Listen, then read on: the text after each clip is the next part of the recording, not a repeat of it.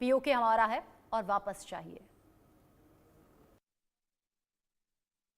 पाकिस्तान से युद्ध की स्थिति जिस तरीके से बन रही है, उस बीच भारत में भी और उधर तो टेंशन का माहौल है ही, क्योंकि वहाँ की जनता जान चुकी है कि हमको आज नहीं कल ये पाकिस्तान धंसवा देगा और मरवा देगा। लेकिन इसके इतर हम बॉर्डर पर ही मौजूद हैं और कुछ परिवार यहाँ दर्शन करने आया था, उनसे मुलाकात हो गई। ये लोगों को पता है कि हमारा कुछ होने वाला नहीं, हमारी दीवारें बहुत ज़्यादा मजबूत हैं।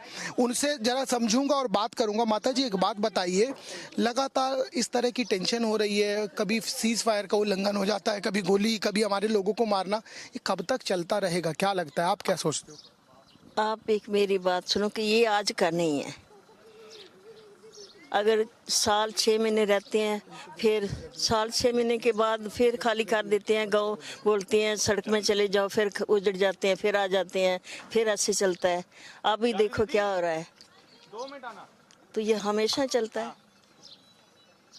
आपने तो, मुझे लग रहा है आपकी उम्र बता रही है, बाल काले कर लिए, लेकिन आपने एक बात मुझे ये समझ आ रही है कि आपने कुछ युद्ध तो अपने दौर में देख ही लिए हैं।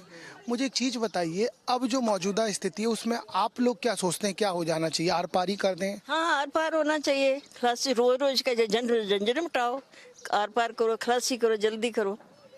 कभी आज 10 मरेंगे, कल परसों मरेंगे, ये मरेंगे, फौजी मरेंगे, हिंदू मरेंगे, सब ये कत्लेआम शुरू है। जल्दी में बहुत हो, लेकिन हाँ, जल्दी में नहीं होना चाहिए ना, ये होना चाहिए। पता है क्या, 6 महीने के बाद फिर 20 मार देते हैं, फिर 20 मार देते हैं।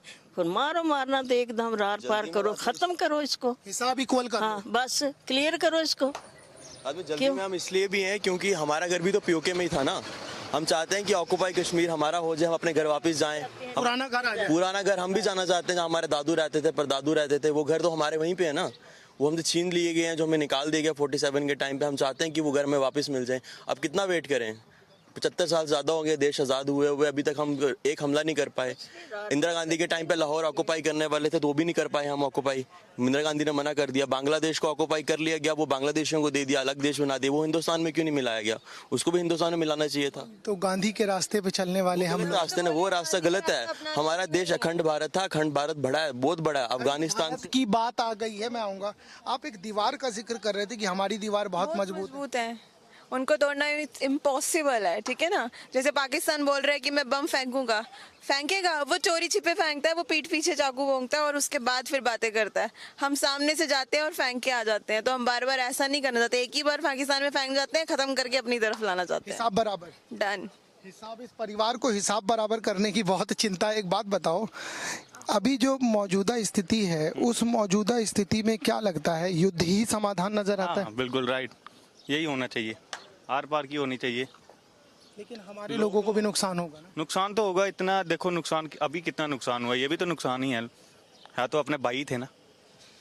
जो भी हुआ गलत ही हुआ, ये गलत हुआ। इस गलत की चर्चा हर कोई कर रहा है, और यदि इस गलत की चर्चा हर कोई कर रहा है तो उससे एक बात स्पष्ट हो गई है कि सबको इंसाफ चाहिए। और इंसाफ के रूप में अब तो अखंड भारत भी बना देना चाहिए कि ये वाला मौका है जो ये दोबारा नहीं आएगा, क्योंकि भारत जो है वो गांधी के रास्ते पे चलता है, लेकिन इस बार भगत सिंह के रास्ते पर चलने के लिए जनता उम्मीद कर रही है। इस समय सहयोगी महावीर साहू के साथ Deepak Vishwakarma, India News, Naushera border.